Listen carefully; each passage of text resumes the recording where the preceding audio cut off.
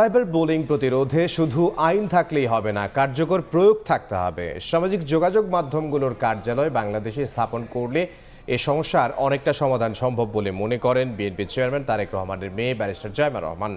রাজধানীর বনানী ডিওএইচএস খেলার মাঠে বিএনপি নির্বাচন পরিচালনা কমিটির কন্টেন্ট জেনারেশন টিম আয়োজিত চায়ের আড্ডায় তিনি কথা বলেন।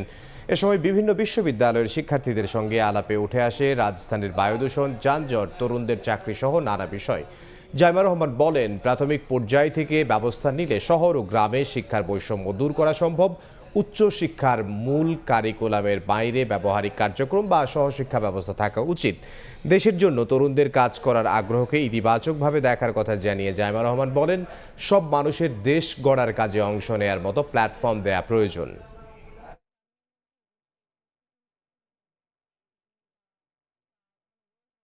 এক মাসের জন্য এখনই করলে কি আমাদের লাভ সুবিধা, আমরা যে পরে 20 বছর 25 বছর 30 বছরের ব্যাপারে ভাবছি না। ইন টার্মস অফ আমি ওনাদেরকে বলছিলাম যে ফ্লাইওভার অনেক করা হয়েছে, কিন্তু মানে ফ্লাইওভার মাঝখানে মানে নিচে যে মানুষেরা পার হবে, রাস্তা পার হবে, ওরকম ব্যবস্থা কিন্তু করা নাই। অন্ধকার তো, হ্যাঁ, তো রাত হলে সন্ধ্যা হলে তো এখানে মনে হয় মানে একটু রিস্কি এতে যায়, লাইটিং